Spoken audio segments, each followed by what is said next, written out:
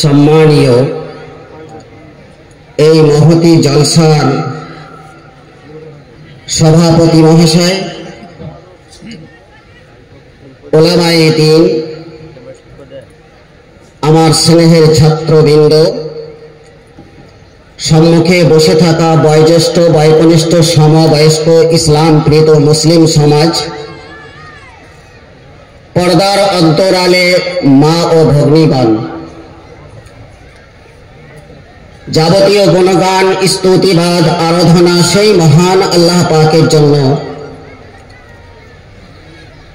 যিনি আমাদেরকে অতি ভালোবেসে দুনিয়াবী সমস্ত কাজকে উপেক্ষা করে তার এই পাক ও পবিত্র মজলিসে এসে তার বাণী শোনার তৌফিক দান করেছেন। তাই সংক্ষেপে বলি আলহামদুলিল্লাহ। অতঃপর তার প্রেরিত রাসূল দোজাহানের নবী রাহমাতুল লিল আলামিন জনাব হযরত মুহাম্মদ মুস্তাফা সাল্লাল্লাহু আলাইহি ওয়াসাল্লামের প্রতি শত সহস্র দরুদ অবতীর্ণ হোক। আল্লাহুম্মা সাল্লি আলাইহি আল্লাহুম্মা বারিক আলাইহি।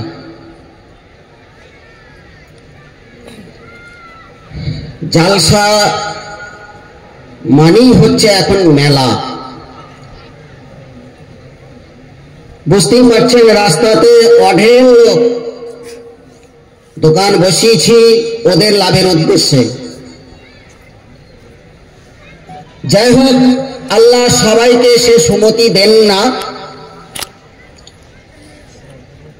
আমাদেরকে যারা আল্লাহ তাআলা যতটুকু সুমতি দিয়েছেন, এখান থেকে কিছু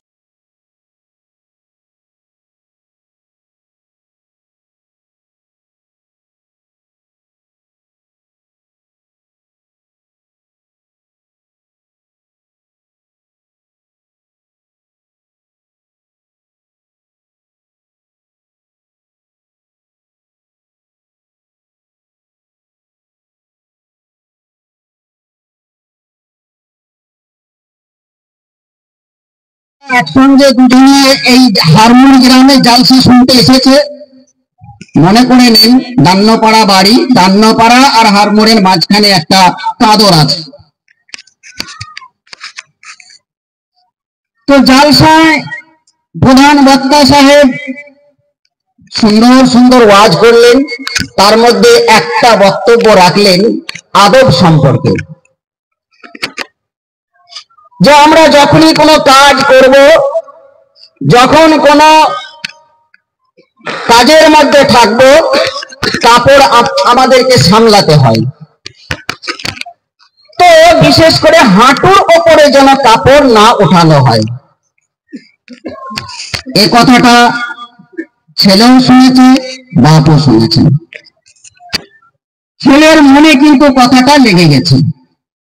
ওয়াজ শেষ, খাওয়া দাওয়া পর্ব শেষ, বাড়ি যাওয়ার পালা। হাঁটতে হাঁটতে সেই কাদরে হাঁটুর ওপরে পানি, সামনে আছে বাপ, পেছনে আছে বেটা। এবারে সেই পানি অতিক্রম করে উঠতে হবে। বাপ নামলেন, কাপড় তুলতে তুলতে তুলতে হাঁটুর উপর থেকে মুদুনি পর্যন্ত কাপড় তুলে দিলেন, যাতে করে তার কাপড়টা যেন না ভিজে যায়। আর বেটা শুনে আসলো যে প্রধান বক্তা সাহেব বলেছেন হাঁটুর উপরে কাপড় তোলা বেয়াদবি কাজ, ঠিক নয়, আমি ওই বেয়াদবি করব না। কাপড় না তুলেই বেচারা সেই কাদরে নেমে পড়ল। দুজনের উঠে বাপ পিছন ফিরে দেখছে যে ছেলেটা কাপড় ভিজিয়ে ফেলেছে। বাপ তখন বলছে, বোকা, তুই কাপড়টা তুলে নামতে পারলি না?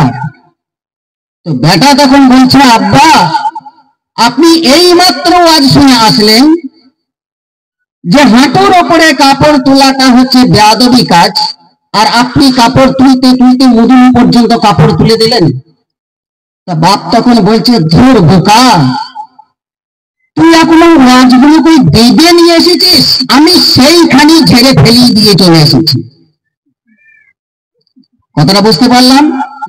আমরা যতই ওয়াজ শুনি, যতই নসিহত শুনি, কোরআন হাদিসের বাণী যতই আমরা পরিবেশন করি, এই মাহফিলে যতটুকু নেবার নিয়ে নেব, যখনই উঠে যাব বাস যা বলবি বল, কান করেছি ঢোল, আমার আর দেখার দরকার নেই, আমার আর শোনার দরকার নেই, আমার আর আমল করার দরকার নেই। এটাই আমাদের সাধারণত হয়ে থাকে। তা না হলে দেখা যায় যে গ্রামে জলসা হয়, যে গ্রামে ওয়াজ মাহফিল হয়, রাত 12টা 1টা পর্যন্ত জলসা জুলুস হলো, আর সেই গ্রামে ইমাম সাহেব ফজরে আজান দেওয়ার পরে সালাম ফিরিয়ে দেখে যে আর আমার পেছনে 5টা থেকে 6টার বেশি আর লোক নাই, ফজরের নামাজ বাদ চলে যায়। সারা রাত ওয়াজ শুনে কি লাভ হলো? এমন কোন বক্তা নেই যে সেই বক্তা নামাজ সম্পর্কে বলেন না, সালাত সম্পর্কে বলেন না, প্রত্যেকটা বক্তাই বলে যান। কিন্তু আমরা কতটুকু কর্ণপাত করি, কতটুকু সেগুলোকে মেনে চলি? যাই হোক ভাই, আমরা যে কজনই বসে আছি, যতটুকু বক্তা সাহেবরা আপনাদেরকে খোরাক দেবেন সেটুকু অতি আনন্দের সাথে গ্রহণ করে আমল করার চেষ্টা করবেন। আমরা চেষ্টা করবো তো ভাই, ইনশাল্লাহ? ইনশাল্লাহ। আলহামদুলিল্লাহ, আলহামদুলিল্লাহ, সুম্মা আলহামদুলিল্লাহ। ভাই সকল, আমি পবিত্র কালামুল্লাহ হতে 3টে আয়াতের টুকরো পরিবেশন করেছি, তার পরিপ্রেক্ষিতে বুখারী মুসলিমের একটা হাদিস পরিবেশন করেছি, যার সারমর্ম হচ্ছে আমরা ফেরেশতা নই, যে আমাদের দ্বারাই ভুল হবে না। কে বলতে পারবেন যে আমার দ্বারাই ভুল হবে না? আপনি তো কোন ছোট কোন ইমানের মানুষ, আপনার আমার থেকে বড় বড় নবী বাপ আদম আলাইহিস সালাতু সাল্লাম তিনিও ভুল করেছেন, তাই তো? তিনিও ভুল করেছেন। তার ভুলের জন্য আমাদেরকে ওই মূল্যবান জায়গা, নামি দামি জায়গা, শান্তিময় জায়গা, সেখান থেকে ফিরে আসতে হয়েছে। জানি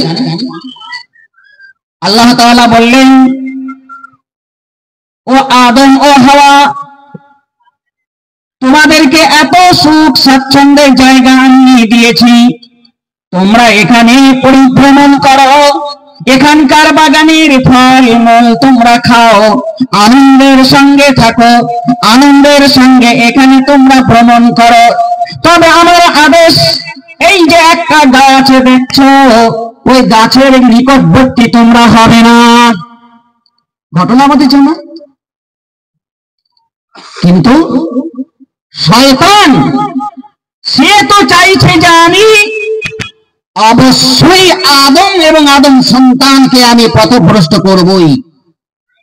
সে ফুসলে ফাসলিয়ে মা হাওয়া আলাইহিস সালাতু ওয়াস সালামকে সেই গাছের নিকটবর্তী করালেন, সেই গাছের ফল খেলেন। মা হাওয়া খেলেন, তিনি বললেন আমি যখন খেয়েছি তখন আমার স্বামীকেও খাওয়াবো। আদম আলাইহিস সালামকেও খাইয়ে ফেললেন, ভুল করলেন। আল্লাহ তাআলা বললেন, ও আদম ও হাওয়া, আমি তোমাদেরকে কঠোরভাবে নিষেধ করেছিলাম ওই জায়গাতে দেখে যেতে, কিন্তু তোমরা ওই জায়গায় গেছো, ওর ফল খেয়েছো, আমার আদেশ অমান্য করেছো, অতএব তোমাদেরকে জান্নাত থেকে বেরিয়ে যেতে হবে। ভুল। আদম আলাইহিস সালাম ভুল করেছেন। হযরত নূহ আলাইহিস সালাম তিনিও ভুল করেছেন। হযরত ইউনূস আলাইহিস সালাম তিনিও ভুল করেছেন। আর এই ভুলের কারণে তারা তওবা করেছে, ইস্তেগফার করেছে, আল্লাহর কাছে কায়ে মনোবাক্যে দোয়া করেছেন। ইউনূস আলাইহিস সালাম তিনি বলেছিলেন, লা ইলাহা ইল্লা আনতা সুবহানাকা ইন্নী কুনতু মিনাজ জালিমিন। আদম আলাইহিস সালাম বলেছিলেন, রব্বানা যালামনা আনফুসানা ওয়া ইল্লাম তাগফির লানা ওয়া তারহামনা লানাকুনান্না মিনাল খাসিরিন। সব নবী ভুল করেছেন, এমনকি আমাদের নবীও পর্যন্ত ভুল করেছেন। ভুল হতেই পারে। কেমন ভুল? যখন মক্কার কাফেররা নবী সাল্লাল্লাহু আলাইহি ওয়াসাল্লামকে পরীক্ষা করার জন্য বলেছিলেন, যে তুমি যদি সত্যিকারের নবী হও তাহলে তিনটে জিনিসের উত্তর দিতে হবে, তিনটে প্রশ্নের উত্তর দিতে হবে। কি তিনটে প্রশ্ন? রূহ কি জিনিস, আত্মা কি জিনিস, আর এমন এক ব্যক্তি যিনি সারা পৃথিবী প্রদক্ষিণ করেছেন পায়ে হেঁটে, সেই ব্যক্তিটাকে। আর এমন একটা সম্প্রদায় যারা 9 থেকে 10 জন ছিলেন যুবক, সেই যুবকেরা অত্যাচারী ঈমান এনেছিল, অত্যাচারী বাদশার কারণে তার অত্যাচার থেকে নিষ্কৃতি পাওয়ার জন্য একটা গুহার মধ্যে ঢুকে গিয়েছিল, তাদের সঙ্গে ছিল একটা কুকুর। সেখানে 300 বছর, 310 বছর পর্যন্ত তারা সেখানে ঘুমিয়েছিল। এই ঘটনাটা আপনি বলুন। তিনটে প্রশ্ন করেছেন, এই তিনটে প্রশ্নের উত্তর যদি আপনি দিতে পারেন তাহলে আপনি সত্যিকারের নবী, আর যদি আপনি উত্তর না দিতে পারেন তাহলে আপনি একজন বাগাড়ম্বরকারী, আপনি একজন ধোঁকাবাজ। নানান রকমের কথা বলেছেন। রাসূল কি ভুল করলেন? আল্লাহ আদেশ করেছেন, ওয়ালা তাকুলান্না লিশাইইন ইন্নী ফাইল যালিকা গাদা ইল্লা আন ইয়াশা আল্লাহ। রাসূলুল্লাহ সাল্লাল্লাহু আলাইহি ওয়াসাল্লাম তিনি মক্কার কাফেরদেরকে বলে দিলেন, কি বললেন? যে আল্লাহর রাসূল আল্লাহর ওহী ছাড়া তিনি কখনোই কোনো কথা বলেন না। আর এ উত্তরও তার জানা ছিল না, তিনি ছিলেন প্রত্যাদেশের আশায়। তাই মক্কার কাফেরদেরকে বলে দিলেন, আগামী কালকে বলে দেব। কি বললেন? ইনশাআল্লাহ বলেন নাই, ইনশাআল্লাহ বলেন নাই। যার কারণে, এই ভুলের কারণে 50 দিন পর্যন্ত আল্লাহর কাছ থেকে ওহী আসেনি। বলি সুবহানাল্লাহ।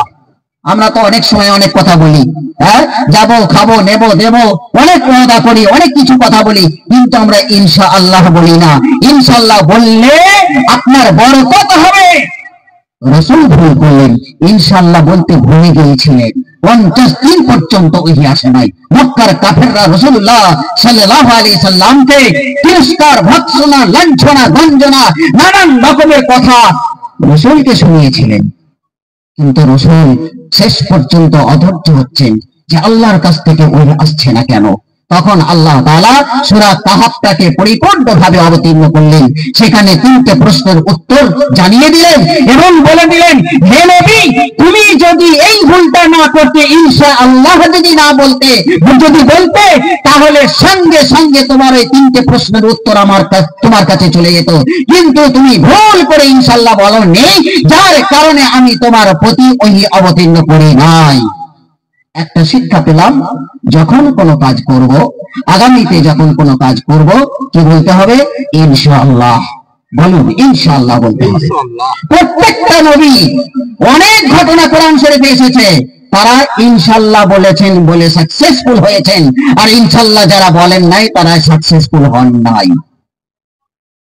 হযরতে সুলাইমান আলাইহিস সালাতু ওয়াস সালাম, সুলাইমান একজন নবী, শুনেছেন? সুলাইমান, তার কতগুলো স্ত্রী ছিল জানেন? কতগুলো? 100টা স্ত্রী ছিল, 100টা। তখনকার সময়ে যাই ছিল। তো তিনি একটা প্রতিজ্ঞা করলেন যে আজকে রাত্রিতে আমি 100 স্ত্রীর সঙ্গে দৈহিক সম্পর্ক রাখবো, আর এই 100 স্ত্রীর গর্ভে পুত্র সন্তান জন্ম নেবে, আর এই পুত্র সন্তানগুলো দুনিয়াতে এসে তারা যৌবনে পদার্পণ করবে, আর তারা রোম এবং হেরাকল এবং রোমের সঙ্গে যুদ্ধ করে আমরা রোমকে বিজয় করে নেব। পাশে ফেরেশতা আছে, ফেরেশতা বলছেন, হে সুলাইমান, ভাই বল ইনশাআল্লাহ, ইনশাআল্লাহ বল।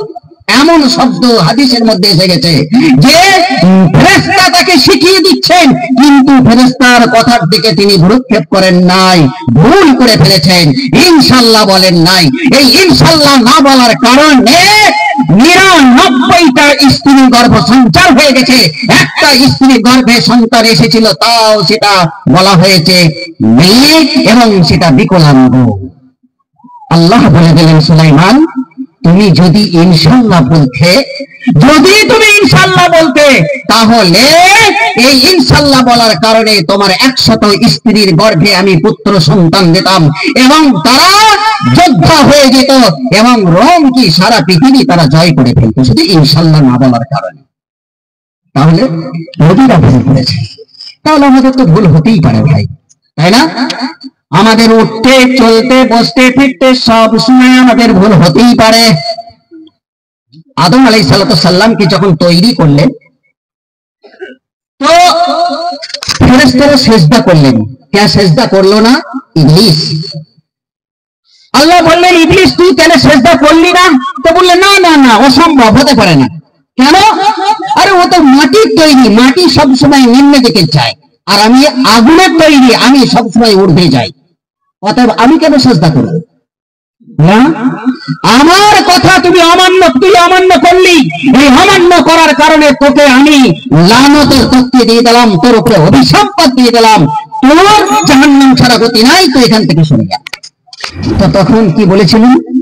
কি বলেছিল ইবলিস বলেছিল যে আল্লাহ, আমি তোমার সব থেকে প্রিয় বান্দা ছিলাম, কিন্তু আজকে আমাকে অভিসম্পাতের তত্ত্বে গলায় নিয়ে এখান থেকে বিদায় নিতে হচ্ছে।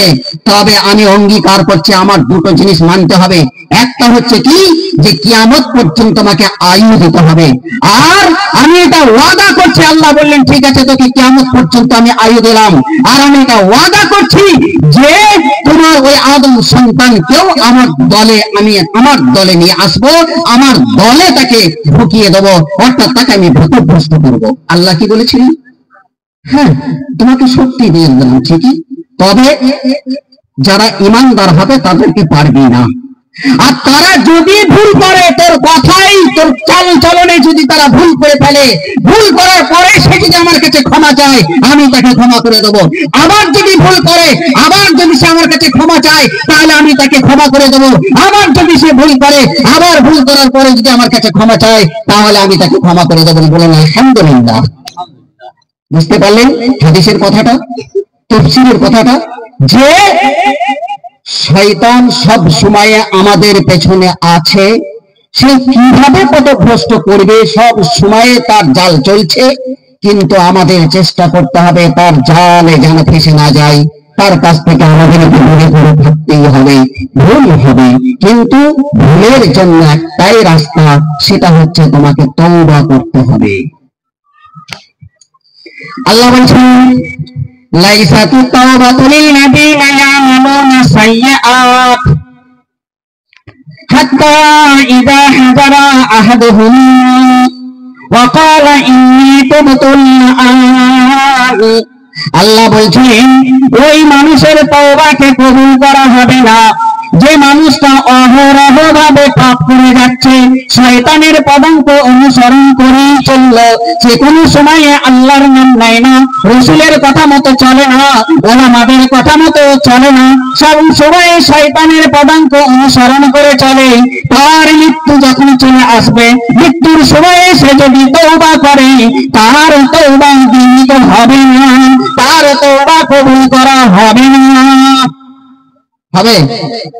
আমরা বলি যে মরণের সময় লা ইলাহা ইল্লাল্লাহ পড়লো গো, এত পাপ করলো, এত করলো, মরণের সময় লা ইলাহা ইল্লাল্লাহ পড়লো, তো লোকটা সত্যি মরণটা বটে, কলমা পড়ে মরে গেল। বলি তো আমরা, ফিরআউন লা ইলাহা ইল্লাল্লাহ পড়েছিল, সারা বিশ্বের জালিম বাদশা, যার অত্যাচার থেকে কোনো মনের পরিত্রাণ পায় না, সেই জালিম বাদশা যখন নীল নদে, যখন সে সমুদ্রে হাবুডুবু খাচ্ছে, সেই সময় বলেছিল আমানতু বিরাব্বি হারুন ওয়া মূসা, আমি মূসা এবং হারুনের রবের উপরে ঈমান আনছি। সে লা ইলাহা ইল্লাল্লাহ বলেছিল। হ্যাঁ, তাহলে ওই লোকটা যদি জান্নাতে যায়, ফিরআউনের জান্নাত চলে যাবে গো। খুব সাবধান, চিন্তা করতে হবে। আল্লাহ বললেন, এতদিন তুমি শয়তানের পদাঙ্ক অনুসরণ করে চলেছো, এতদিন তুমি অন্যায় কাজে লিপ্ত হয়েছিলে, এতদিন তুমি পাপাচারে লিপ্ত হয়েছিলে, তুমি কখনো নামাজি হওনি, তুমি কখনো মসজিদ মুখে হওনি, তুমি রোজার মাস তুমি চিনতে না, তোমার মধ্যে একটু বিন্দু মাত্র ঈমান ছিল না, আর এখন তুমি লা ইলাহা ইল্লাল্লাহ পড়বে, তুমি জান্নাত পেয়ে যাবে। আল্লাহ বলছেন, লাইসাতি তাওবাতু লিল্লাযিনা ইয়ামালুনা সাইয়্যাত, তাদের তওবা কবুল করা হবে না যারা অহরহ ভাবে তারা পাপ করেই যাচ্ছে, মৃত্যুর সময়ে বলছে তুবতুল আন, আমি তওবা করছি, আল্লাহ আমাকে ক্ষমা করে দাও। হবে না, গৃহীত হবে না। অতএব তওবা করতে হবে মৃত্যুর আসার আগে আগেই। আপনি যখনই কোনো পাপ করবেন, আমি যখনই কোনো অন্যায় কাজ করে ফেলবো, সঙ্গে সঙ্গে আমার অন্তরটা যেন কেঁপে যায়। যদি কেঁপে যায়, আল্লাহ বলছেন, ইল্লা মান তাবা ওয়া আমানা ওয়া আমিলা আমালান সালিহান ফাউলাইকা ইউবাদদিলুল্লাহু সাইয়্যাতিহিম হাসানাত ওয়া কানা আল্লাহু গফুরার রহিমা। যারা পাপ করেছে, অন্যায় কাজ করেছে, অন্যায় করার পরে পরেই তার মনটা যদি অনুশোচনা হয়, মনটা যদি কাঁদো কাঁদো হয়ে যায়, আল্লাহ রে আমি ভুল করে ফেলেছি, তুমি আমাকে ক্ষমা করে দাও, ক্ষমা চাওয়ার পরেই সে যদি একটা ভালো কাজ করে, আল্লাহ বলছেন, এটা আল্লাহর কথা, আল্লাহ বলছেন সামান্য ভালো কাজ করার জন্য সে অনেক বড় বড় গুনাহ করেছিল, সেই গুনাহগুলোকে আমি নেকিতে পরিপূর্ণ করে দেই। বলি সুবহানাল্লাহ। কথাটা বুঝতে পারলাম? ইল্লা মান তাবা ওয়া আমানা ওয়া আমিলা সালিহান ফাউলাইকা ইউবাদদিলুল্লাহু সাইয়্যাতিহিম হাসানাত, তার গুনাহগুলোকে নেকিতে পরিপূর্ণ করে দিই আমি। আল্লাহ কত গফুরুর রহিম ভাই। আমার ভুল হবে, কিন্তু ভুলের সাথে সাথে আমাকে তওবা করতে হবে। আল্লাহ তাআলা বলছেন, ইন্নাল্লাহা ইউহিব্বুত তাওয়াবিনা ওয়া ইউহিব্বুল মুতাতাহহিরিন। আল্লাহ তাআলা তওবাকারীদেরকে ভালোবাসেন, আল্লাহ তাআলা তওবাকারীদেরকে ভালোবাসেন এবং যারা পবিত্র হয়ে থাকেন তাদেরকে ভালোবাসেন। তাহলে আমি তওবা করব, ভুল হতেই পারে, ভুলের পরে পরে যদি আমি তওবা করি, তাহলে আল্লাহ তাআলা আমার সেই তওবার পরিবর্তে কি করবেন, গুনাহগুলোকে নেকিতে পরিণত করে দেবেন। আল্লাহ রাসূল বলেছেন, কুল্লু বানি আদামা খাত্তাউন ওয়া খায়রুল খাত্তাইনা আত-তাওয়াবুন। কি বলছেন? কুল্লু বানি আদামা খাত্তাউন, প্রত্যেক আদম সন্তান ভুল করবে, কিন্তু উত্তম ভুলকারী হচ্ছে সে যে নিজের ভুলকে স্বীকার করে নেবে, সে হচ্ছে উত্তম ভুলকারী। এই ভুলকারীকে আল্লাহ তাআলা কখনোই সাজা দেবেন না, কখনোই তাকে গ্রেফতার করবেন না, এই ভুলকারীকে বরং আল্লাহ তাআলা ভালোবাসেন। ভাই, ভুল তো আমাদের হতেই পারে, কি কি ভুল হয়, কিসে কিসে ভুল হয় আমাদের। দেখুন, একটু চিন্তা ভাবনা করি যে আজকে আমরা কত ভাই আছি, কত মা বোন আছি যে তারা আজকে শিরকের মধ্যে লিপ্ত আছেন, কেউ কেউ বিদআতের মধ্যে লিপ্ত আছেন, ভুল এগুলো। কেউ কেউ আত্মীয় স্বজনের হক ঠিক মতো আমরা আদায় করতে পারি না, আমরা ঠিক মতো পিতা মাতার সেবা যত্ন করতে পারি না, আমরা ঠিক মতো নামাজ পড়তে পারি নাই, ঠিক মতো রোজা রাখতে পারি নাই, আমরা গীবত, পরনিন্দা, পরচর্চা, নানান রকমের অশ্লীল কাজ, জুয়া, নানান রকমের অশ্লীল কাজ আমরা করে থেকেছি। সেগুলোই হচ্ছে ভুল, এগুলো হচ্ছে বড় বড় ভুল। তো এই ভুলগুলোর জন্য আমাকে তওবা করতে হবে। দেখুন, তওবা করতে হবে ঠিকই, আল্লাহ তাআলা বলেছেন তওবা করার কথা, কিন্তু ভুল হচ্ছে দুরকম। খুব ভালো করে শুনে নেই, ভুল হচ্ছে দুরকম। একটা ভুল হচ্ছে হুকুকুল্লাহ, আর একটা ভুল হচ্ছে হুকুকুল ইবাদ। একটা ভুল হচ্ছে হুকুকুল্লাহ, আর একটা হচ্ছে হুকুকুল ইবাদ। আল্লাহর সঙ্গে ভুল করা আর বান্দার সঙ্গে ভুল করা, দুটো অনেক অনেক পার্থক্য আছে, অনেক পার্থক্য আছে। আপনি বান্দার সঙ্গে ভুল করছেন, কি বান্দার সঙ্গে ভুল? কাউরির পরনিন্দা করলেন, পরচর্চা করলেন, কাউরির আপনি 500 টাকা মেরে খেয়ে নিলেন, কাউকে লাহক ভাবে আপনি গালিগালাজ করলেন, কাউরির গালে একটা চর মারলেন, কাউকে অপবাদ দিলেন, কোন নারী সাধুকে আপনি অপবাদ দিলেন, তো এই যে ভুলগুলো, এই ভুলগুলো হচ্ছে কি হুকুকুল ইবাদ, বান্দার ভুল, বান্দার কাছে ভুল। এ ভুল আপনি পিতামাতার সেবা করেন নাই, আপনি আত্মীয় স্বজনের হক ঠিক মতো আদায় করেন নাই, ভাই বোনের হককে ঠিক মতো আপনি আদায় করে দেন নাই, আপনি একে অপরের সঙ্গে গীবত, পরনিন্দা, পরচর্চা, নানান রকমের আপনি গীবত করেছেন। এগুলো হচ্ছে কে? বান্দার ভুল। এত শত ভুল করার পরে যদি আমি অনুশোচনা করি, ভাই আমি অমুকের মালকে খেয়ে ফেলেছি, আজকে আমি অমুকের জমি থেকে পানি কেটে আমার জমিতে লাগিয়ে দিয়েছি, আজকে আমি অমুকের মান সম্মান নিয়ে ছিনে নিয়ে খেলেছি, অমুকের আজকে আমি অপবাদ দিয়ে দিয়েছি, আল্লাহ গো তুমি আমার এই গুনাহগুলোকে ক্ষমা করে দাও। ক্ষমা করবে? হবে না। আপনি হাজার তওবা করেন, মসজিদে মাথা ঠুকে ঠুকে আপনি কপালকে ফুলিয়ে ফেলেন, তবু আল্লাহ বলছেন এই ক্ষমতা নাই আমার, এবার আমার নাই যে আমি তোমাকে ক্ষমা করে দেব। যতক্ষণ না পর্যন্ত তোমার ভাইয়ের কাছে যে অন্যায় করেছো, তোমার বাপের কাছে যে অন্যায় করেছো, তোমার মায়ের কাছে যে ভুল করেছো, যার গালে তুমি অন্যায় ভাবে একটা থাপ্পড় মেরেছো, যে ভাইয়ের জমিকে তুমি আধা হাত একটু বাড়িয়ে নিয়েছো, যার নামে তুমি অপবাদ দিয়েছো, যার পরনিন্দা পরচর্চা করেছো, তুমি তার কাছে যাও, সে যদি তোমাকে ক্ষমা করে দেয় তাহলে আমি তোমাকে ক্ষমা করব, নচেত নয়। তাহলে হুকুকুল ইবাদ খুব মারাত্মক জিনিস। আপনি হক নষ্ট করেছেন, বান্দার হক নষ্ট করেছেন, ভুল করেছেন, নষ্ট করেছেন, এরপরও আপনি নামাজ পড়েছেন, নামাজের নেকি আপনি পাবেন। এরপরও আপনি হজ করেছেন, হজের নেকি আপনি পাবেন। এরপরও আপনি যাকাত দিয়েছেন, যাকাতের নেকিও আপনি পাবেন।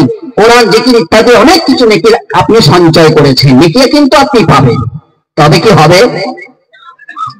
আল্লাহ রাসূল সাল্লাল্লাহু আলাইহি ওয়াসাল্লাম সাহাবাদেরকে সামনে নিয়ে তিনি বলছেন, মানিল মুফলিস, ও আমার সাহাবারা তোমরা আমার একটা কথার উত্তর দাও, সেটা হচ্ছে কি যে মানিল মুফলিস, গরিবকে। কি উত্তর দেবেন গো? আমরা বা তারাও উত্তর দিয়েছেন, আল্লাহ দিনারুন ওয়ালা দিরহামুন, যার টাকা নেই, পয়সা নেই, জমি নেই, জায়গা নেই, ঘর নেই, বাড়ি নেই, সেই হচ্ছে গরিব। রাসূলুল্লাহ সাল্লাল্লাহু আলাইহি সাল্লাম বললেন, না না না না, কিয়ামতের মাঠে সবথেকে গরিব কে হবে? সাহাবারা বলছেন, আল্লাহু ওয়া রাসূলুহু আ'লাম, আল্লাহ এবং তার রাসূল বেশি জানেন। তখন রাসূল বলছেন, ভালো করে কান খুলে শুনে নাও আমার সাহাবাগণ, যে সমস্ত মানুষেরা নামাজের নেকি নিয়েছে, কিয়ামতের মাঠে নামাজের মতো পাহাড় পাহাড় নেকি নিয়ে যাবে, হজের নেকি নিয়ে যাবে, যাকাতের নেকি নিয়ে যাবে, দান খয়রাতের নেকি নিয়ে যাবে, কিন্তু যখন হিসাব হবে, হিসাব করার সময় দেখবে তার অনেক নেকি অনেক নেকি অনেক নেকি আছে। হঠাৎ করে এক ব্যক্তি ছুটতে ছুটতে এসে আল্লাহর কাছে বলবে যে আল্লাহ, আমার এই ভাই আমার এক হাত জমি নাহাক করে নিয়ে নিয়েছে। আর একজন এসে বলবে যে আল্লাহ, আমার গালে অন্যায় ভাবে একটা চর মেরেছে, তার আমি প্রতিদান চাই। আল্লাহ বলবেন আজকে তার প্রতিদান দিয়ে দাও। তার প্রতিদান কি দেবে? তার নেকি তাকে দিয়ে দিতে হবে। নামাজের নেকি দিল, হজের নেকি দিল, এইভাবে একটার পর একটা একটার পর একটা আসবে, শুধু আপিল দিয়ে আসবে। কেউ বলবে আল্লাহ আমার নামে অপবাদ দিয়েছে, আল্লাহ আমার নামে গীবত করেছে, আল্লাহ আমার নামে পরনিন্দা পরচর্চা করেছে, আমি আজকে এর প্রতিদান নিতে চাই। দুনিয়াতে আমি এর প্রতিদান নিই নাই, আমি এর প্রতিদান নিতে চাই। আল্লাহ রাসূল বলছেন তার নেকি গুলো, নামাজের নেকি, হজের নেকি, যাকাতের নেকি, দান খয়রাতের নেকি, একটা একটা করে নেকি দিতে দিতে তার সব নেকি শেষ হয়ে যাবে। তারপরেও এক ব্যক্তি ছুটে আসবে ভাই, সে এসে বলবে যে আল্লাহ, এই ব্যক্তি আমার উপরে অত্যাচার করেছিল, জুলুম করেছিল, আমি দুনিয়াতে পারি নাই, আমি গরিব ছিলাম, আমি এর সঙ্গে পারি নাই, আমার না ছিল বাহুবল, না ছিল জনবল, না ছিল অর্থবল, আমি এর সঙ্গে পারি নাই। আল্লাহ, এই প্রতিদান আজকে আমি চাই। তার নেকি সব শেষ হয়ে গেছে। এবারে আল্লাহ রাসূল বলছেন সেই লোকটা হচ্ছে গরিব, তার নেকি নাই। এবারে আল্লাহ তাআলা বলবেন দাও তোমার ওই ভাইয়ের এবার প্রতিদান দাও, নাই নেকি নাই। তখন যে ভাই আপিল দিয়ে গিয়েছিল, দরখাস্ত নিয়ে গিয়েছিল, তার গুনাহগুলোকে আবার এর ঘাড়ে চাপিয়ে দেওয়া হবে। না, অবশেষে গরিব হয়ে এই জাহান্নামে যাবে। কথাটা বুঝতে পারলেন? এবার কিসের হক বললাম? বান্দার হক। খুব সাবধান ভাই, উপায় নেই। এক পয়সা এদিক ওদিক করার আপনার ক্ষমতা নেই। যদি আপনি ভুল করে ফেলেছেন, ভুল হতেই পারে, ভাই ভুল করে তোমার সঙ্গে আমি ভুলটা করে ফেলেছি, আমাকে ক্ষমা করে দাও, নিশ্চয়ই সে ক্ষমা করে দেবে। কিন্তু যদি আপনি আল্লাহর হককে নষ্ট করে ফেলেন, তাহলে আল্লাহ তাআলা বলছেন সেই ব্যক্তিটা যদি আমার কাছে আসে, আমার হক নষ্ট করেছে, সেই হক নষ্ট করার কারণে সে তওবা করেছে, আমি তাকে সঙ্গে সঙ্গে ক্ষমা করে দেব। আমি ক্ষমার ভান্ডার নিয়ে বসে আছি, তাকে আমি আমার ভান্ডার থেকে ক্ষমাটাকে আমি দান করে দেব। যেমন একজন ব্যক্তি শিরক করে ফেলেছে। শিরক কত মারাত্মক জিনিস জানেন? বিশেষ করে আমার মা বোনেরা অনেক অনেক শিরক করে ফেলেন, অনেক শিরক করে ফেলেন। আল্লাহ রাসূল সাল্লাল্লাহু আলাইহি ওয়াসাল্লাম তিনি বলছেন যে সব থেকে বড় গুনাহ হচ্ছে শিরকের গুনাহ। আল্লাহ রাসূলকে জিজ্ঞাসা করছেন, আইয়ু যামবিন আযামু ইনদাল্লাহ, ইয়া রাসূলুল্লাহ, সব থেকে বড় গুনাহ কি? তো আল্লাহ রাসূল উত্তর দিয়েছেন, আল ইশরাকু বিল্লাহ, আল্লাহর সঙ্গে শিরক করা, আল্লাহর সঙ্গে অংশ স্থাপন করা। আল্লাহর যে ক্ষমতা আছে সেই ক্ষমতাটা অন্য কাউকে দিয়ে দেওয়া, এটাই হচ্ছে সব থেকে বড় শিরক। আমাদের অনেক মা বোনরা আছে গো, কি করে, আমার বউ মায়ের ছেলে হচ্ছে না, বাচ্চা হচ্ছে না, চলো পাথর চাপিয়ে দিই, পাথর চাপিয়ে যাই, একটা খাসি নিয়ে চলে গেলাম, দিয়ে সেই দরগাতে জিনিস।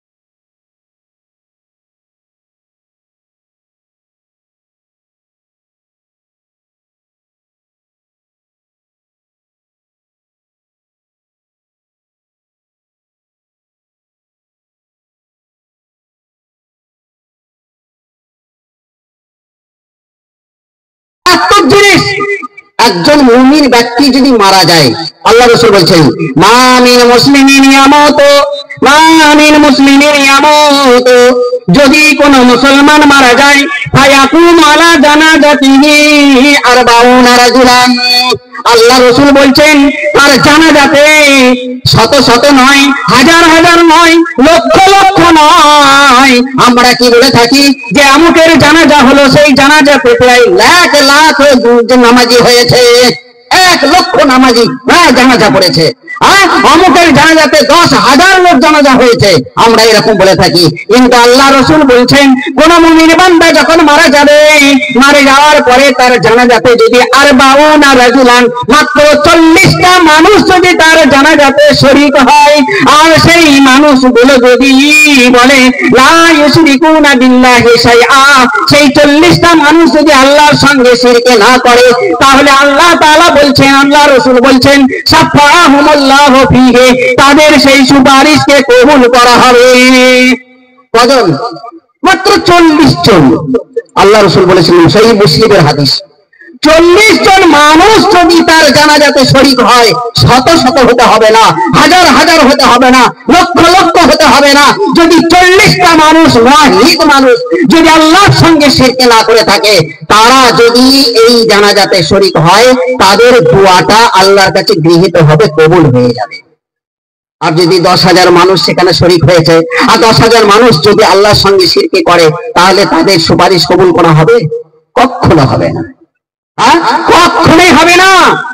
শিরক এমন মারাত্মক জিনিস, মা বোনেদের বলছি, খবরদার আপনারা একমাত্র যা কিছু চাওয়া একমাত্র আল্লাহর কাছে চাইবেন, অন্য কাউরির কাছে না, অন্য কাউরির কাছে না। রাসূলুল্লাহ সাল্লাল্লাহু আলাইহি সাল্লাম এবং তার সাহাবারা একটা যুদ্ধে যাচ্ছেন, হুনাইনের যুদ্ধে, হুনাইনের যুদ্ধে যাচ্ছেন। তো হুনাইনের যুদ্ধে যেতে যেতে একটা রাস্তাতে একটা গাছ পেল, সেই গাছটা হচ্ছে কুল গাছ। সেই গাছটা নাম দেওয়া হয়েছিল জাতুল আনওয়াত। কি করতো? মুশরিকরা, কাফেররা, যারা শিরক করত, তারা কোন যুদ্ধের জন্য যদি যায়, কোন কাজ হাসিল করার জন্য যদি সেখানে যায়, তাহলে সেই গাছটার কাছে যেত, গাছে গিয়ে তার তরবারিকে ঝুলিয়ে দিত, দিয়ে সেই গাছের কাছে তারা মানত করত, গাছের কাছে তারা সাহায্য চাইত। জাতুল আনওয়াত বলা হয় সেটাকে। তো সাহাবায়ে কেরাম রাদিয়াল্লাহু তাআলা আনহুম সেখানে যাচ্ছেন। তো আর এই সাহাবারা ছিল নবদীক্ষিত মুসলিম। কি ছিল? নবদীক্ষিত মুসলিম, নতুন নতুন তারা ইসলাম কবুল করেছে, ইসলাম গ্রহণ করেছে। তো এরা আল্লাহর রাসূলকে বলছেন, ইয়া রাসূলুল্লাহ ইজআল লানা জাতুল আনওয়াত কামা লাহু জাতুল আনওয়াত। আল্লাহ রাসূল, আমাদের জন্য একটা জাতুল আনওয়াত বানিয়ে দেন না, যেমন কাফেররা, মুশরিকরা একটা জাতুল আনওয়াত করেছিল। আমরা যখন কোনো যুদ্ধে যাব, সেই যুদ্ধে যাওয়ার পথে আমরা সেই গাছের কাছে এসে আশ্রয় চাবো, গাছের কাছে এসে আমরা একটু ভালো মন্দ জিনিস চাবো, একটু আমাদের জন্য তৈরি করে দিতে বলুন না। রাসূলুল্লাহ সাল্লাল্লাহু আলাইহি সাল্লাম বলছেন, আরে তোমরা মূর্খের মতো কথা বলছো, তোমরা মূর্খের মতো কথা বলছো। যেমন বলেছিল কারা? মুসা আলাইহিস সালাতু ওয়াস সালামের সম্প্রদায় বলেছিল। মুসা আলাইহিস সালাতু ওয়াস সম্প্রদায় কি বলেছিল? যে হে মুসা, আপনি আমাদের জন্য একটা মাবুদ তৈরি করে দেন, যেমন তোমাদের আগে সেই মাবুদ ছিল, সেই মাবুদ তৈরি করে দেন। তো মুসা আলাইহিস সালাতু ওয়াস সালাম বলছেন, তোমাদের মতো মূর্খ আর কেউ নেই। ভাই সকল, বলার উদ্দেশ্য হচ্ছে কি, মা বোনেদের বলছি, বলার উদ্দেশ্য হচ্ছে কি, যে কোন জায়গায়, কোন স্থানে, কোন গাছের কাছে গিয়ে, কোন কবরের কাছে গিয়ে, কোন জায়গায় গিয়ে কোনো কিছু মানত করা চলবে না, চলবে না, চলবে না। পরিষ্কার হারাম। এটা হলো শিরকের কাজ। আর এই শিরকের কাজ যদি আপনি করে থাকেন, তাহলে আল্লাহ তাআলা কখনোই ক্ষমা করবেন না। এই শিরকের জন্য আল্লাহর কাছে তওবা করতে হবে। যদি আপনি তওবা করেন, তাহলে আল্লাহ আপনাকে সেই তওবা কবুল করবেন। সেই তওবার জন্য আল্লাহ তাআলা আপনাকে জান্নাতে পৌঁছাবেন। আপনি যতটুকু ইবাদত করবেন, সেই ইবাদতটা গৃহীত হবে, কবুল হবে, নচেত আপনার কখনোই কবুল হবে না। যদি আপনি তওবা করেন, কতটা আল্লাহ খুশি হন জানেন? বলতে হতেই পারে, আমি শিরকে করেছি, আমি গীবত করেছি, পরনিন্দা করেছি, পরচর্চা করেছি, হয়তো ভাইয়ের হক নষ্ট করেছি, ভাইয়ের কাছে আমি ক্ষমা চেয়ে আল্লাহর কাছে ক্ষমা চাইলাম, হয়তো ঠিক মতো আমি নামাজ পড়তে পারি নাই, আমি নামাজ না পড়ার কারণে আমি আল্লাহর কাছে ক্ষমা চাইলাম, আল্লাহ আমাকে ক্ষমা করে দেবে। যে আল্লাহ, আমি ঠিক মতো নামাজ পড়তে পারি নাই, আমাকে নামাজ পড়ার তৌফিক দাও, আমি ভুল করে ফেলেছি। আল্লাহ বলছেন আমি তাকে ক্ষমা করে দেব, এবং তার সেই তওবাটার জন্য আমি অতটা খুশি হব যতটা খুশি হয় একজন মুসাফির। একজন মুসাফির, সে সফর করছে, একটা উটের পিঠে সফর করে যাচ্ছে, আর তার খাবার, তার পানীয় বস্তু, তার যাবতীয় সেই ঘোড়া বা সেই বাহনের উপরে চাপানো আছে। উট চলতে থাকছে, চলতে চলতে চলতে গভীর জঙ্গল, সেখানে ক্লান্ত শ্রান্ত হয়ে গেল। সেখানে যাওয়ার পর একটা গাছে উটটাকে বেঁধে দিলেন, আর তিনি সেখানে শুয়ে পড়লেন, ঘুমিয়ে গেলেন। ঘুম থেকে উঠে দেখছে যে তার বাহনটা নাই। হয়রান, চারিদিকে খোঁজাখুঁজি করে সেই উটটাকে পেল না। সেখানে আমার খাবার আছে, আসবাবপত্র আছে, আমার পানীয় বস্তু আছে, সব কিছু সেখানে আছে। আর উটটা যদি আমার হারিয়ে যান, যদি না পাই, আমি গন্তব্যস্থলে আমি পৌঁছাতে পারবো না, এমনকি আমার প্রাণটাও শেষ হয়ে যেতে পারে। খুঁজতে খুঁজতে না পেয়ে অবশেষে আবার সেই জায়গাতে ফিরে আসলেন। ফিরে এসে আবার সেই গাছের নিচে তিনি শুয়ে পড়লেন। ক্লান্ত শ্রান্ত হওয়ার কারণে তিনি ঘুমিয়ে গেলেন। কিন্তু কিছুক্ষণ ঘুমানোর পরেই উঠে দেখছেন তার সেই উটটা সেখানে এসে হাজির হয়ে গেছে। এবার সে কতটা খুশি হবে বলুন? এতটা খুশি হয়েছে, এতটা খুশি হয়েছে, আনন্দে আতিশয্যে সে আল্লাহর কাছে বলছে, আল্লাহুম্মা আনতা আবদি আনা রাব্বুকা। আনন্দে আতিশয্যে খুশিতে মিনাল ফারহে সে ভুল করে ফেললো, খুশিতে ভুল করে ফেললো। সে কি বলতে লাগলো? আল্লাহ, হে আল্লাহ, তুমি আমার বান্দা আর আমি তোমার রব। কত বড় ভুল হয়ে গেল! হে আল্লাহ, তুমি আমার বান্দা আর আমি তোমার রব। এত বড় ভুল করে ফেলে, কিন্তু আল্লাহ তাআলা এই ভুলটাকে ধরবেন না। আল্লাহ বলছেন এই বান্দাটা এত খুশি হয়েছে, এত খুশি হয়েছে, খুশির কারণে সে ফোন করে একটা কথা বলে ফেললো। আমার বান্দা যদি কোনো ভুল করে ফেলে, আমার বান্দা যদি কোনো রকমের ভুল করে ফেলে, আর সেই ভুলটাকে নিয়ে এসে যদি আমার কাছে সে তওবা করে, ইস্তেগফার করে, তাহলে আমি ঠিক ওই মুসাফিরের থেকেও বেশি খুশি হই। আমি তাকে ক্ষমা করে দিই, আমার ক্ষমার ভান্ডার নিয়ে আমি তার কাছে ছুটে যাই, তাকে আমি ক্ষমা করে দিয়ে তাকে পাক পুত পবিত্র করে দিই। ব্রাদার ইসলাম, মা ও বোনেরা, সাধারণত বেশিরভাগই আমরা নামাজ পড়ি না। এতগুলো মানুষ আছি, কটা মানুষ আমরা নামাজ পড়ি? এই যে জালসার অনুষ্ঠান করেছেন, যারা লাখ লাখ টাকা খরচা করে ফেললেন, তারা কি সালাত আদায় করে? তারা কি নামাজ পড়ে? নামাজ কি কখনো মাপ আছে? নামাজ কোনো সময়ে মাপ নেই। আপনার জন্য নামাজ কোনো সময় মাপ নেই। এমন কি বলা হয়েছে, আপনি যদি ওযু করতে না পারেন তাহলে তায়াম্মুম করে নেন। আপনার যদি কাপড়ও যদি না থাকে তাহলে উলঙ্গ অবস্থায় আপনাকে নামাজ পড়তে হবে। আপনি যদি দাঁড়িয়ে দাঁড়িয়ে না পারেন তাহলে বসে বসে আপনাকে নামাজ পড়তে হবে।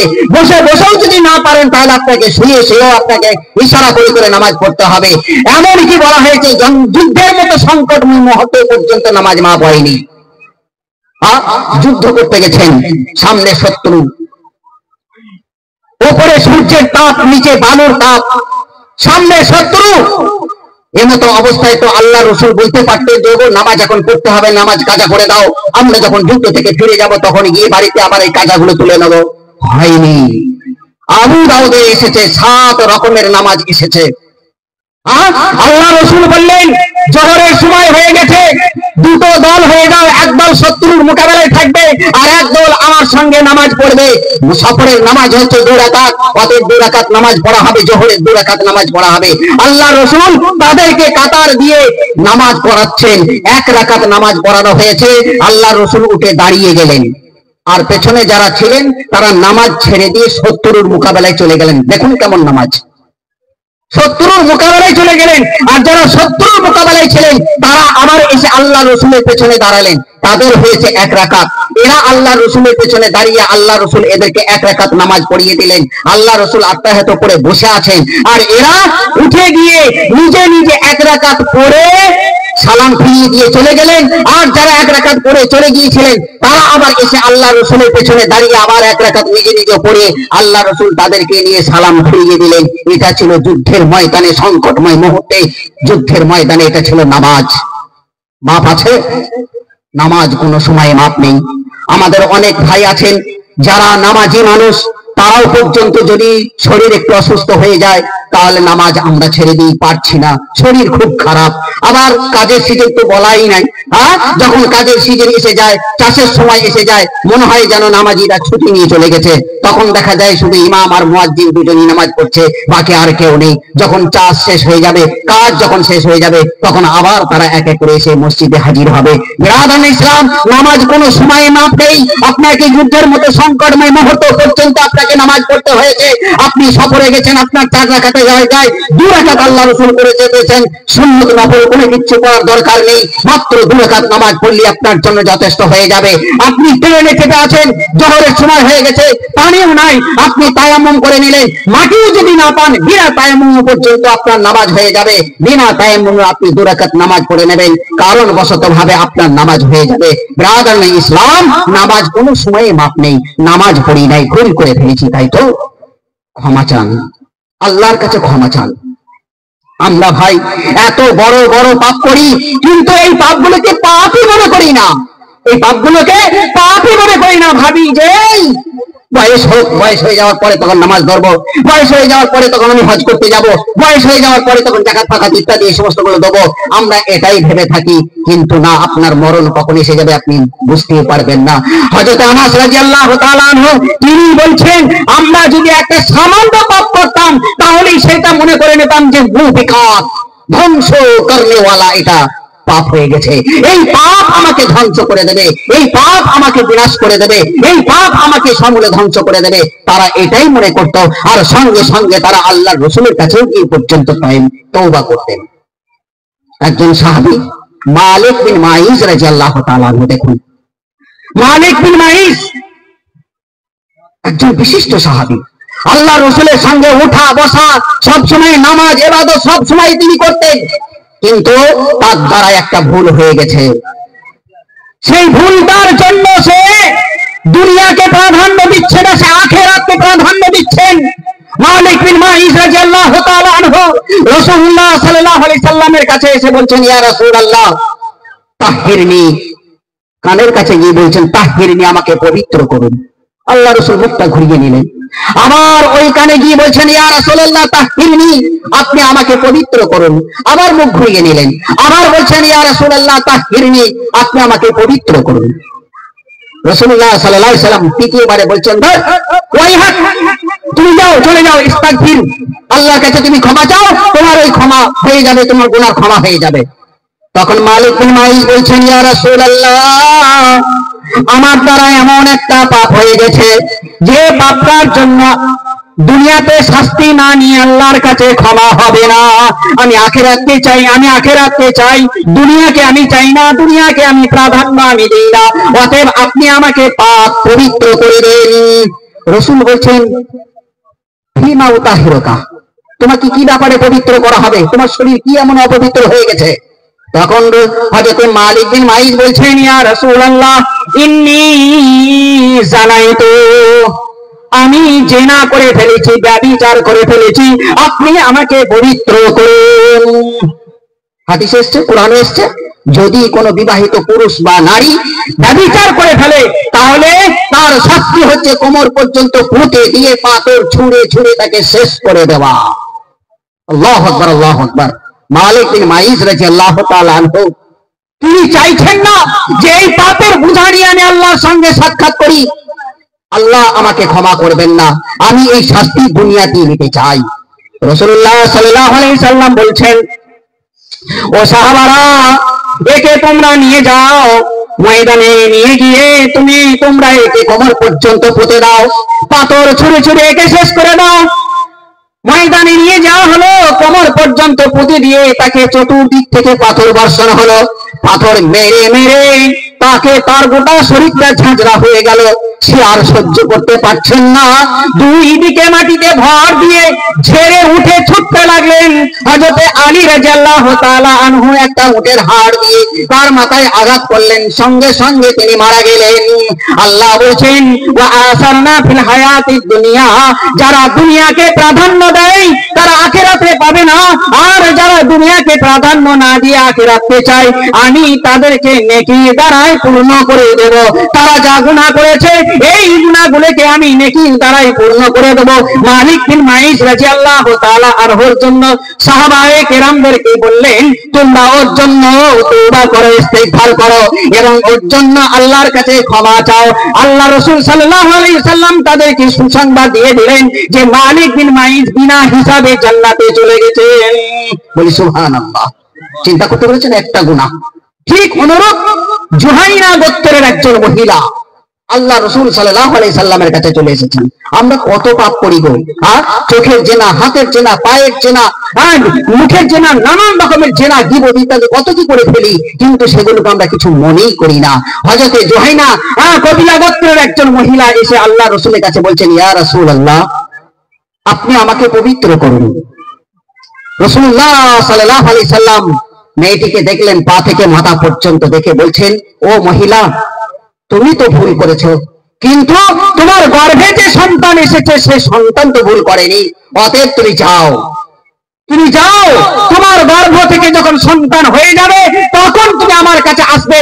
আর কাবিলা গোত্রের লোকদেরকে বলে দিলেন, একে তোমরা সম্মান করবে, একে তোমরা কখনোই ভৎসনা করবে না, লাঞ্ছনা করবে না, গালিগালাজ করবে না, বরং একে সম্মানের সঙ্গে রেখে দেবে।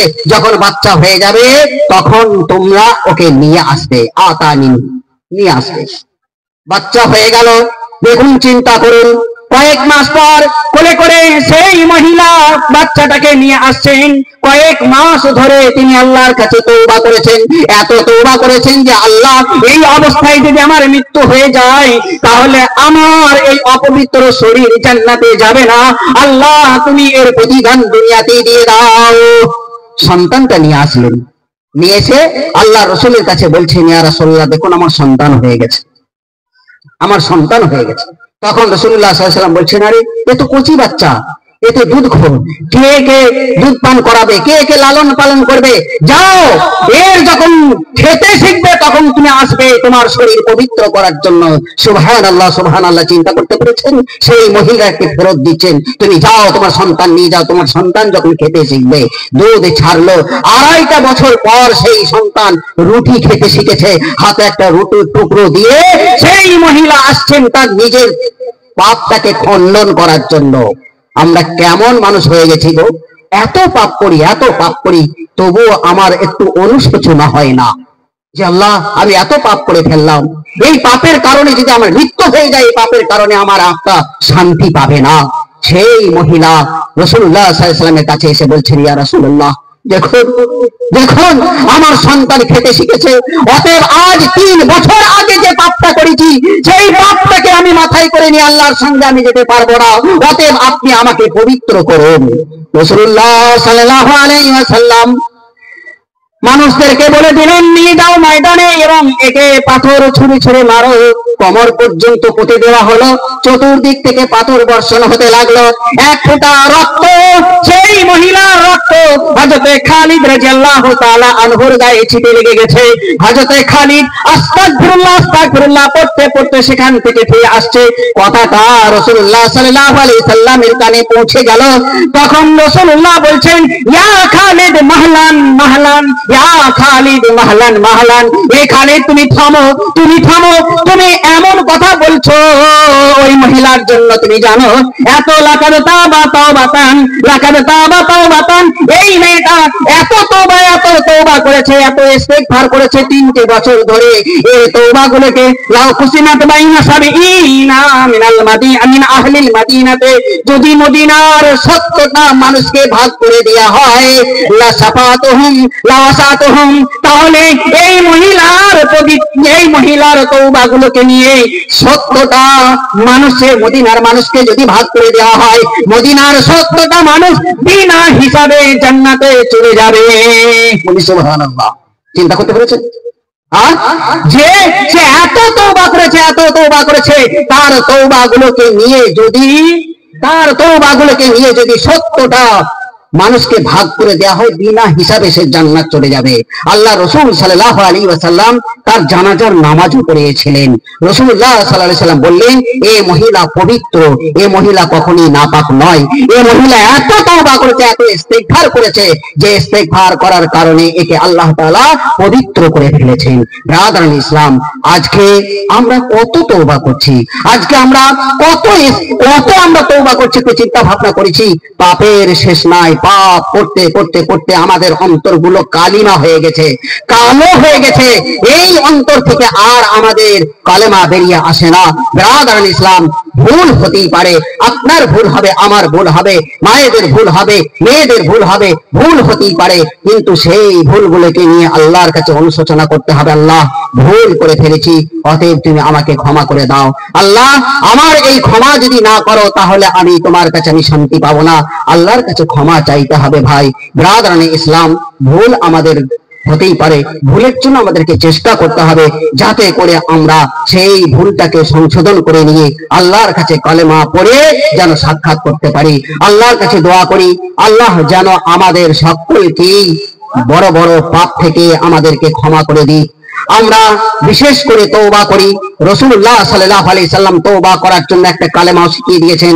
সব থেকে উত্তম তওবা হচ্ছে সাইয়্যিদুল ইস্তিগফার, আল্লাহুম্মা আনতা রাব্বি লা ইলাহা ইল্লা আনতা খালাকতানি। একটা বড় দোয়া আছে, এই দোয়াটা আল্লাহ রাসূল প্রত্যেক ফরজ নামাজের পরে পড়েছেন, শোবার সময়ে পড়েছেন। আর রাসূলুল্লাহ সাল্লাল্লাহু আলাইহি সাল্লাম বলছেন, আমি তো নিষ্পাপ, আমার আগে পেছে সব গুনাহ ক্ষমা করে দেওয়া হয়েছে, তবুও আমি 70 বার করে আল্লাহর কাছে আমি ক্ষমা চাই, আল্লাহর কাছে আমি তওবা করি, ইস্তিগফার করি যে আল্লাহ তুমি আমাকে ক্ষমা করে দাও, যদি আমার দ্বারাই ভুল হয়ে থাকে আল্লাহ তুমি আমাকে ক্ষমা করে দাও। ব্রাদার ইসলাম, একটা ছোট্ট শব্দ আছে, আল্লাহুম্মা গফিরলি জামবি, আল্লাহুম্মা গফিরলি জামবি, আস্তাগফিরুল্লাহ রাব্বি মিন কুল্লি জামবি ওয়া আতুবু ইলাইহি। এই যে একটা ছোট্ট কলমা, এই কালেমা আপনি অহরহ ভাবে পড়বেন। আল্লাহ আপনার যদি গুনাহ থাকে, আল্লাহ সেই গুনাহগুলোকে আপনার ক্ষমা করে দেবেন, অবশ্যই ক্ষমা করে দেবে। আল্লাহর কাছে দোয়া করি, আল্লাহ যেন আমাদের প্রত্যেকেই ঈমানের সঙ্গে রাখুক।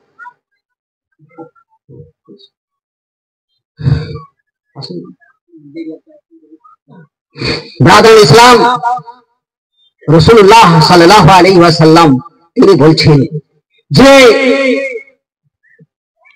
বিশেষ করে আমি মা বোনদের কথাটা একটু বলি, যে মা বোনেরা রাসূলুল্লাহ সাল্লাল্লাহু আলাইহি ওয়াসাল্লাম বলেছেন যে মাত্র 4টে কাজ যদি করে যান তাহলে নিঃসন্দেহে তারা জান্নাত চলে যাবে। কটা? 4টে কাজ। মা বোনেরা ভালো করে শোনেন গো। বক্তা আসতে দেরি আছেন, প্রধান বক্তা আসছেন, আমি আর কিছুক্ষণ সময় আমাকে বলতে বলেছেন, আমি বলি। মা বোনেদের, আমরা যারা পুরুষ মানুষ আছি, যারা পুরুষ মানুষ আছি তারা তো অনেক কাজ করতে হয়, সারাটা ঘন্টা 24টা ঘন্টা আমরা এখানে ওখানে ঘুরে বেড়াই, বিভিন্ন রকমের আমাদের কাজ করতে হয়। কিন্তু মা বোনেরা বাড়ির ভেতরেই থাকেন, কিন্তু মা বোনেদের যদি 4টে কাজ করে যান, কটা কাজ? 4টে কাজ করে যান। হযরত আনাস রাদিয়াল্লাহু তাআলা আনহু বলছেন যে মা বোনরা যদি 4টে কাজ করে যান তাহলে সেই 4টে কাজের জন্য তাদেরকে জান্নাত দিয়ে দেওয়া হবে। কি? একটা হচ্ছে সালাত খামসাহা, 5 ওয়াক্ত নামাজ পড়া। আর 2 নম্বর হচ্ছে সামাত শাহরাহা, এবং রমজান মাসের রোজা রাখা। আর 3 নম্বরে হচ্ছে আহসানাত ফারজাহা, নিজের শরীরকে হেফাজত করা।